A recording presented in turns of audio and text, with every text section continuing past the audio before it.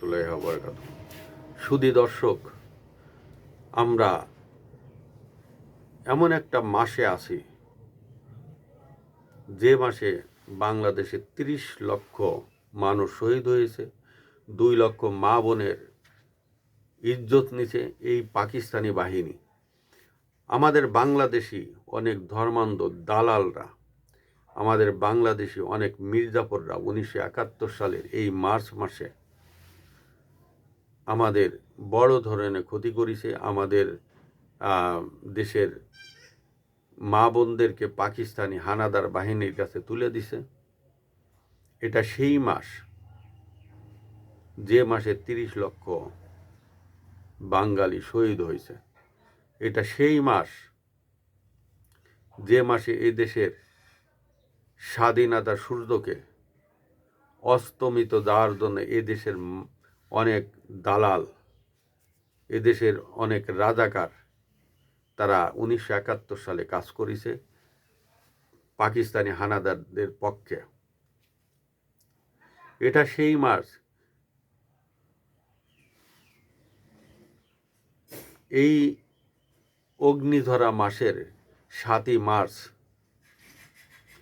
বঙ্গবন্ধু শেখ মুজিবুর রহমান ঢাকার রেসকোর্স ময়দানে বলেছিলেন, এবারের সংগ্রাম স্বাধীনতার সংগ্রাম, এবারের সংগ্রাম মুক্তির সংগ্রাম।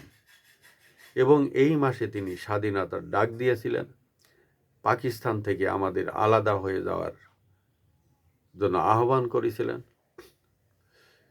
এই মার্চ মাসেই ১৭ তারিখে বঙ্গবন্ধু শেখ মুজিবুর রহমান টুঙ্গিপাড়ার একটা গ্রামে তিনি জন্মগ্রহণ করেছিলেন এবং সারা বিশ্বের মানুষ জানত না যে এই ১৭ই মার্চে যে শিশুটি জন্মগ্রহণ করেছে সেই শিশুটি সারা বিশ্বের একসময় নামকরা ব্যক্তিত্বে পরিণত হবে। এই শিশুটি একসময় বাংলাদেশের স্বাধীনতার ডাক দিবে এবং বাংলাদেশের স্বাধীনতা এনে দিবে। বঙ্গবন্ধু শেখ মুজিবুর রহমান যদি না থাকতেন তাহলে বাংলাদেশে ১৯৭১ সালে স্বাধীনতা আসতো কিনা সন্দেহ আছে। কারণ এরপরে পাকিস্তান পারমাণবিক বোমার অধিকারী হয়েছিল। একটা পারমাণবিক বোমার অধিকারী দেশ থেকে স্বাধীনতা হওয়া অনেক কষ্ট, অনেক কঠিন। এত কষ্ট যেটা সীমাহীন। বছরের পর বছর অনেক দেশ আছে যারা স্বাধীনতার জন্য লড়াই করছে কিন্তু স্বাধীনতা পায় না। যেমন পাকিস্তান থেকে, রাশিয়া থেকে চেচেনরা অনেক ত্যাগ তিতিক্ষা করেছে, তারপরেও তারা স্বাধীনতা পায়নি। এবং বিশ্বের অন্যান্য দেশ তাদেরকে সহযোগিতা করেনি, কারণ রাশিয়ার হাতে পারমাণবিক বোমা আছে। আমেরিকার অনেক রাজ্য আমেরিকা থেকে স্বাধীন হতে চায়, কিন্তু তারা পারে না। এই কারণে আমেরিকা একটা শক্তিশালী দেশ। চায়না থেকে জিনজিয়াং প্রদেশ আলাদা হতে চায়, তিব্বতীরা আলাদা হতে চায়, হংকংবাসী আলাদা হতে চায়, কিন্তু তারা পারে না। এমনকি তাইওয়ান আলাদা হতে যাচ্ছে, যদিও তারা আলাদা একটি রাষ্ট্র হিসেবে করেছে, ঘোষণা করেছে, কিন্তু অনেক দেশ তাদের স্বীকৃতি দেয়নি, জাতিসংঘের তারা সদস্য হতে পারেনি। আর এইরকম একটা দেশ এখন পাকিস্তানের থেকে স্বাধীনতা অর্জন করা খুব কঠিন হতো। যেমন বেলুচিস্তানের বাসিন্দারা সে দ্বিতীয় বিশ্বযুদ্ধের পর থেকে তারা স্বাধীনতা সংগ্রাম করছে এই পাকিস্তানের বিরুদ্ধে, কিন্তু তারা কোনোভাবে পাচ্ছে না। তাদের যে লিডার বুকতি সাহেব, তাকে ক্ষেপণাস্ত্র দিয়ে তাকে হত্যা করেছে এই পাকিস্তানি বাহিনী। এই পাকিস্তানি বাহিনী আমাদের ২৫শে মার্চের রাতে গণহত্যা চালাইছে। ২৫শে মার্চের রাতে এই দেশে গণহত্যা চালাইছে এবং অনেক বুদ্ধিজীবীদের বেছে বেছে তারা হত্যা করেছে। লাশের স্তূপ ঢাকা ইউনিভার্সিটির ভিতরে ছিল, লাশের স্তূপ ছিল রাজারবাগ পুলিশ লাইনে।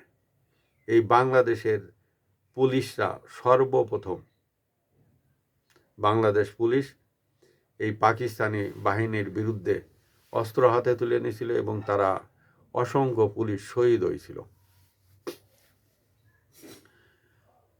25শে মার্চ রাতে তারা গণহত্যা চালানোর পরে এই 25শে মার্চ রাতেই বঙ্গবন্ধু শেখ মুজিবুর রহমানকে তারা অ্যারেস্ট করে নিয়ে যায় পাকিস্তানে।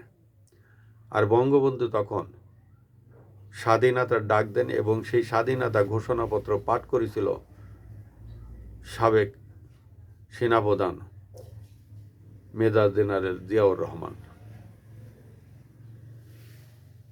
এই 32 নাম্বার আছে রাজনীতির একটা তীর্থভূমি। এই 32 নাম্বার থেকে 1971 সালের এই মার্চ মাসে রাজনীতির অনেকগুলো সিদ্ধান্ত নেওয়া হয়। এই 32 নাম্বারের থেকে পতাকা উত্তোলন করা হয়। এই 32 নাম্বার থেকে আরো অনেক কিছু করা হয়। এই 32 থেকে বঙ্গবন্ধুকে 1971 সালে 25শে মার্চ তাকে অ্যারেস্ট করা হয় এবং পাকিস্তানিরা চিন্তা করেছিল এই 32 নাম্বার থেকে যদি তাকে অ্যারেস্ট করে পাকিস্তানে নিয়ে যাওয়া হয়, বাঙালিদের মনোবল দুর্বল হয়ে যাবে এবং তারা আর স্বাধীনতা আন্দোলনের ডাক দিবে না। সুধী দর্শক, এই অগ্নিধরা মাসে আমরা আমাদের মুক্তিযুদ্ধের চেতনায় আর একবার শপথ গ্রহণ করি।